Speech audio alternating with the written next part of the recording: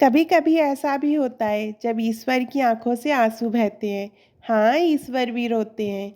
वे हमारे जैसे नहीं होते, परंतु करुणा, प्रेम और संवेदना की पराकाष्ठा होते हैं।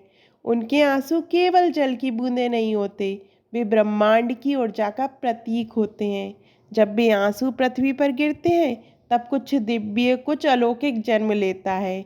ऐसा ही एक चमत्कार घटित हुआ जब भगवान शिव के आंसुओं से जन्मा रुद्राक्ष। हाँ जी, रुद्राक्ष की उत्पत्ति।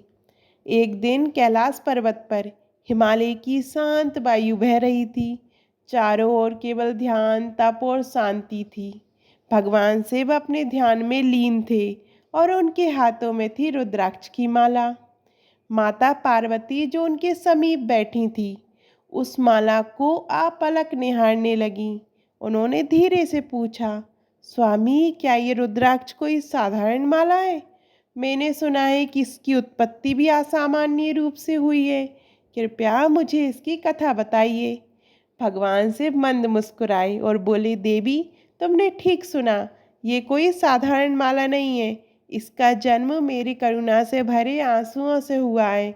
मैं तुम्हें इसकी पूरी कथा सुनाता हूँ। सृष्टि के आरंभ में जब चारों ओर अराजकता फैली हुई थी, असुर शक्तियाँ प्रबल थीं, धर्म का संतुलन डगमगा रहा था, मैं सृष्टि की रक्षा के लिए गहन तपस्या में लीन हुआ। सहस्त्र वर्षों तक मैं समाधि में रहा। उस तपस्या में मैंने समस्त जीवों को पीड़ा को आत्मसात किया, उनके दुखों को भीतर अनुभव किया। और जब मैंने नेत्र खोले तो मैंने देखा कि भक्ति का मार्ग कठिन हो गया है। निर्दोष प्राणियों पर अत्याचार हो रहा है। मेरा हृदय करुणा से भर गया। मेरी आंखों से आंसू बहने लगे और जहाँ जहाँ वे आंसू पृथ्वी पर गिरे, वहाँ वहाँ रुद्राक्ष के दिव्य वृक्ष उगाए। देवी, यही रुद्राक्ष मेरे करुणा का प्रतीक है और मेरे भक्तों के लिए शक्ति, शांति और मोक्ष का मार्ग है। शिव जी ने माता पार्वती को रुद्राक्ष की एक और कथा सुनाई, राजा भद्रक की। प्राचीन काल में भद्रक नामक एक पराक्रमी राजा था, ऐश्वर्य और वैभव से संपन्न। लेकिन उसके भीतर एक बेचैनी थी, एक ऐसा खालीपन जो किसी भौतिक वस्तु से भरता नहीं था। उसने अनेक विद्वानों से प्रश्न किया पर समाधान ना मिला। एक दिन वह शिकार करते हुए एक तपस्वी महर्षि से मिला और अपनी पीड़ा बताई।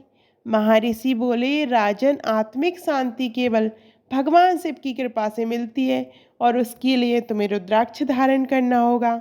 राजा भद्रक ने तपस्या की और कठोर साधना की। अंततः शिव जी प्रकट हुए।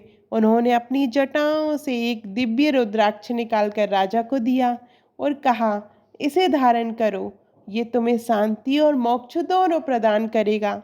राजा ने जैसे ही रुद्राक्ष धारण किया, उसका मन शांत हो गया। उसने पूरे राज्य में शिव भक्ति और रुद्राक्ष धारण करने की प्रेरणा दी। शिव जी बोले, रुद्राक्ष दो शब्दों से मिला है, रुद्र यानी मैं, अक्ष यानी आंसू। ये मेरी करुणा, मेरी कृपा और मेरे प्रेम का अमूल उपहार है। हर रुद्राक्ष मुख के अनुसार फलदायी होता है। एक मुखी रुद्राक्ष शिव का साक्षात स्वरूप है, 5 मुखी कल्याणकारी है, 11 मुखी हनुमान स्वरूप है, 14 मुखी रुद्र का तेज है और गौरी शंकर रुद्राक्ष मेरी और तुम्हारी संयुक्त कृपा का प्रतीक है। एक दिन कैलाश पर नारद मुनि पधारे। नारायण नारायण। माता पार्वती से बोले, माते, क्या आपने अमर कथा सुनी है? पार्वती चौंकी, अमर कथा? मैंने तो नहीं सुनी। नारद मुनि बोले, स्वयं शिव जी ने ये कथा सुनाई थी। जो भी इस कथा को सुन लेता है वह अमर हो जाता है। माता के मन में जिज्ञासा जाग उठी। जब शिव जी लौटे, उन्होंने जिद करके कहा, प्रभु, आज आप मुझे अमर कथा सुनाएं। शिव जी बोले, देवी, मैं सुनाऊंगा, पर एक शर्त है। कथा सुनते समय एक पल की भी नींद मत लेना। बीच बीच में हुंकार देती रहना ताकि मैं ज्ञात रहे कि तुम जाग रही हो।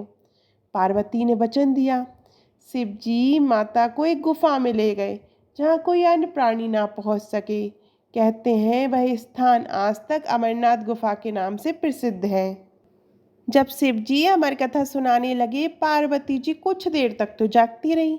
परंतु कथा की गंभीरता और दिव्यता के बीच वे नींद में चली गईं। लेकिन तभी गुफा में छिपे हुए दो सफ़ेद कबूतर कथा सुन रहे थे। वे बीच बीच में गुंगू की ध्वनि निकालते रहे। शिवजी को लगा पार्वती जी ओंकार भर रही हैं। उन्होंने पूरी अमर कथा उन ध्वनियों के बीच सुना दी। जब उन्होंने नेत्र खोले तो देखा देवी पार्वती जी तो गहरी नींद में हैं। शिवजी चौंके तो फिर ये हुंकार कौन भर रहा था। और तभी उनकी दृष्टि उन दो कबूतरों पर पड़ी जो भोलेपन से उन्हें देख रहे थे। शिवजी का क्रोध भड़क उठा। तुमने हमारी कथा सुनी है, अब तुम्हें कोई नहीं बचा सकता। कबूतर कांपने लगे। प्रभु, हमने जानबूझकर नहीं सुनी, पर अब जब कथा सुनी ली है तो क्या आप हमें मार देंगे? क्या आपकी अमर कथा असत्य हो जाएगी?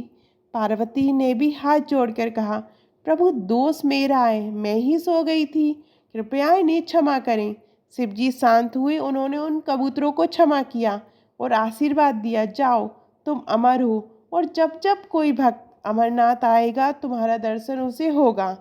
कहते हैं आज भी अमरनाथ गुफा में भक्तों को कभी कभी वो कबूतर दिखाई देते हैं, वही जो अमर कथा के साक्षी बने थे। आए ओम हर हर महादेव। आपको ये कथा कैसी लगी कमेंट में ज़रूर बताइएगा। और अभी तक आपने हमारे चैनल धार्मिक चमत्कार को सब्सक्राइब नहीं किया है तो सब्सक्राइब कीजिएगा। धन्यवाद।